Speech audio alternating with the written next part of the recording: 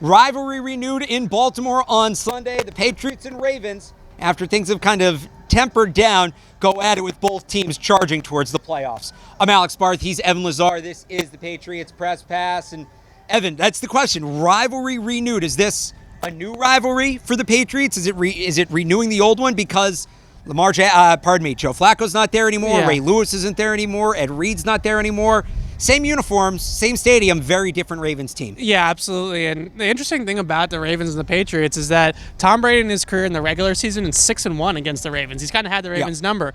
Then when you get to the playoffs and he's 2-2, that's when he has the two losses, 2009 and obviously recently in 2013. So, or 2012 was it? 2012. Yes. So there's some, in the regular season, they've kind of had the Ravens number. In the playoffs, it's not so much.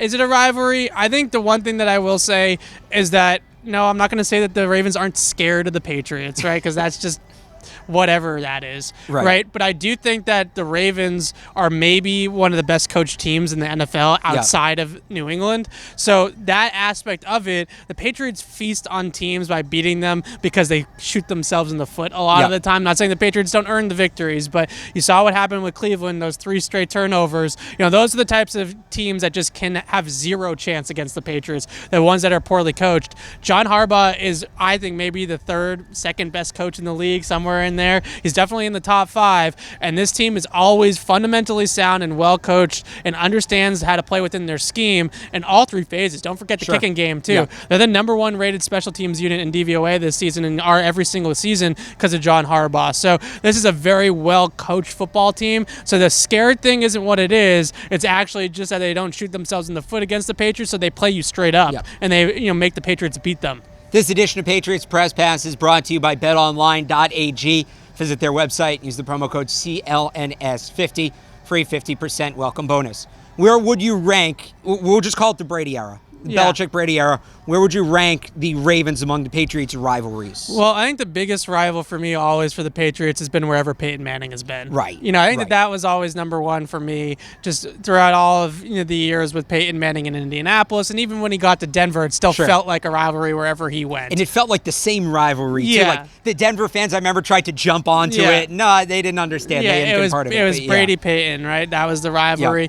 I think the Giants are more like an Achilles heel or like a thorn in the side than like a true rivalry, right? They're just the ones that so that you 4th preseason game you're just totally discounting. Yeah, well, definitely. So I think the Ravens might be number 2, honestly, and just because of the things that I just said, they always seem to give you a game. Even though the Patriots have had success against them in the regular season with Brady, they always seem to keep it close. They always seem to make you fight for the victory. I mean, just in 2014, they were down 14 points twice in that game, and they had to come back twice. So the Ravens always seem to at least give you a true ball game, a straight-up game, and they don't just hand you victories. I think, and you hit it right, it's really the Brady-Manning rivalry, but the Colts have to be number 1 because of Deflategate. And I guess that did reinvigorate that. Although Baltimore is the team that tipped them off to Deflategate. That is true. No, so that's fair. Baltimore has a little bit of an angle with that between too. Deflategate, McDaniels taking the job and not, I think there's a lot of bad history with the Patriots and Colts. Sure. I hate to keep bringing these things up. Spygate, the Jets, Mangini, Rex Ryan. Well, I think the Patriots hate the Jets for a lot of reasons. I think Bob Kraft hates the Jets. Right. You got to remember Belichick's history. I think Belichick hates the Jets. I think everybody across, and they're also just an AFC East opponent. So I have the Ravens. I go Colts. But Brady Manning's really number 1. But if you take that out, I go Colts, Jets, probably then the Ravens, then the Broncos. You got to put the Steelers up there too, although that's kind of been a one-sided rivalry. So, that's not a rivalry. That's more of like a hammer-nail situation. Most notable Patriots-Ravens moment. Ooh. So I think that it's probably, on a positive note, it's probably the double pass to Danny Amendola from Julian Edelman. I think that's probably, on a positive note, the best moment of the rivalry.